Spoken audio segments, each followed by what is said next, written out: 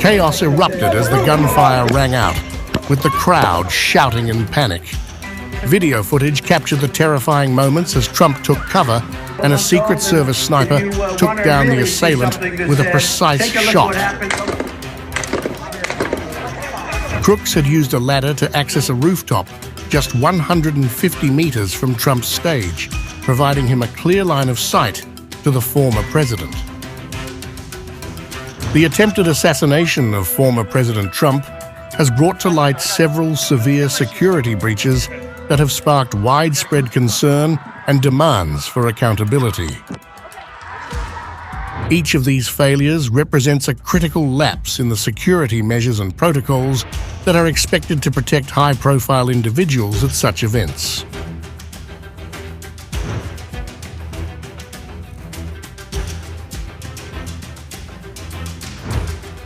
The fact that a 20-year-old was able to infiltrate the rally's security perimeter so easily is a glaring failure for the Secret Service. Known for its stringent protocols, this breach underscores significant shortcomings in their perimeter security measures. The Secret Service typically establishes a robust security perimeter, often involving multiple layers of barriers and checkpoints. However, the ease with which crooks bypass these measures suggests either a failure in the implementation of these protocols or a severe underestimation of potential threats.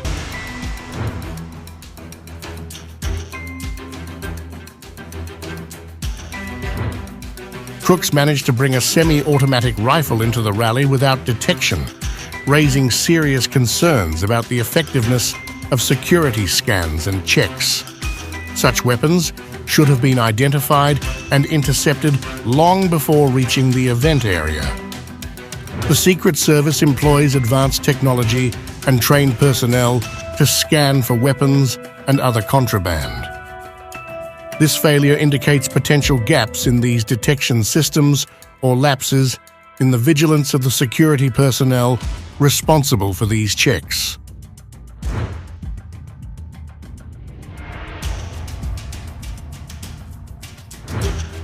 Positioned on a rooftop just 150 meters from the stage, crooks went unnoticed by the Secret Service.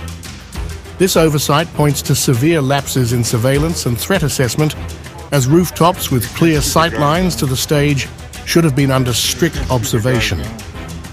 The Secret Service's advanced teams are tasked with assessing all potential vantage points and securing them against threats.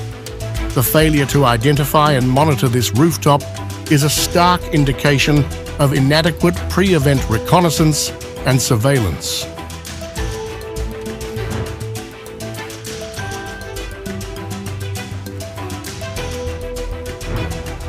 In addition to the gunman, a vehicle laden with explosives was found near the rally site. The detection of such a high-risk threat after the fact underscores critical flaws in the broader security sweep and intelligence-gathering processes. Vehicles in the vicinity of high-profile events are usually subject to thorough searches, often involving bomb-sniffing dogs and explosive detection devices. The presence of this vehicle suggests either a failure to conduct these searches properly or a significant intelligence oversight.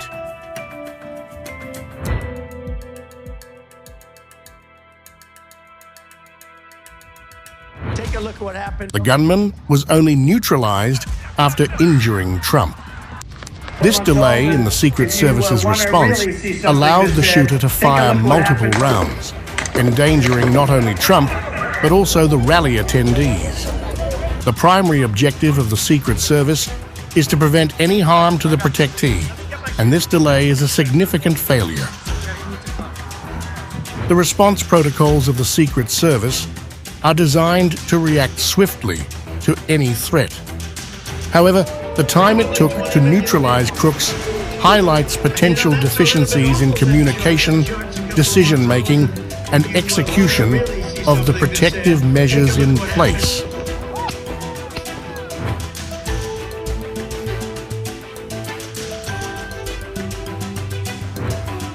In the aftermath of the shooting, the U.S. Secret Service is under intense scrutiny. Republican leaders have called for swift investigations, and President Joe Biden has ordered an independent review of the national security measures in place at the rally.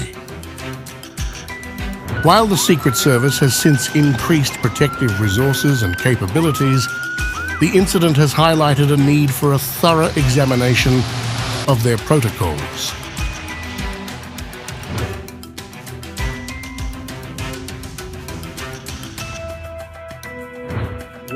Former Boca Raton Police Chief Andrew J. Scott III weighed in on the incident, expressing deep concern over the failures that allowed such an event to occur.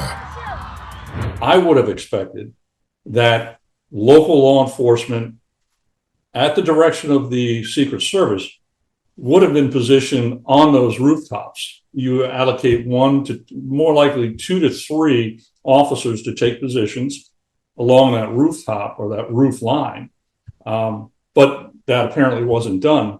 The other aspect that we'll have to find out is obviously civilian witnesses observed this individual for, they're claiming, a couple of minutes, maybe more, of this individual crawling along the rooftop, so on and so forth. And they were pointing to that individual, but the law enforcement on the ground seemed to be either somewhat confused or not understanding the severity of what was being witnessed by the civilians. Scott pointed out that civilian witnesses had noticed Crooks crawling along the rooftop and tried to alert law enforcement officers on the ground. However, the officers appeared either confused or unaware of the gravity of the situation, resulting in a critical delay in response. You have a high-level rally involving the former president of the United States, and you see an individual doing a army type of crawl, belly crawl, armed with a rifle. You're immediately at a level where use of deadly force would be warranted because you are sensing a threat, you are concerned for the safety of the former president, and nobody should be within that area armed, much less crawling on the rooftop of a tall building.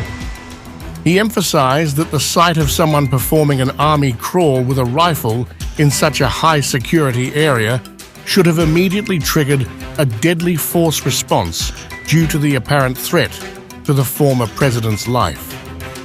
And normally what happens is that the Secret Service will send out a detail to do a site assessment of wherever the president may or may not be going. And the bottom line on that is, from that assessment, they also do security threat assessments. And so there's a combined effort within this plan that is done prior to the president even arriving on the scene, working with local officials as well as hospitals and or developing traffic routes to ensure that if an emergency occurs, how best to get the president to a local hospital. And all of this is pre-planned. Scott highlighted the standard procedure of conducting detailed site and security threat assessments before such high-profile events, a process that should have identified and mitigated the risks presented by accessible rooftops and potential threats. This individual was able to make an attack on the former president with limited capability, knowledge, and training. And that concerns me, because what if there was somebody that was really trained in how to assassinate someone? Would it have been accomplished? And that concerns me as to how somebody that, from the first blush now, I don't know very much about this individual, if anything at all, a novice versus a trained assassin, and he's able to get this close to a former president and within a millisecond almost kill him.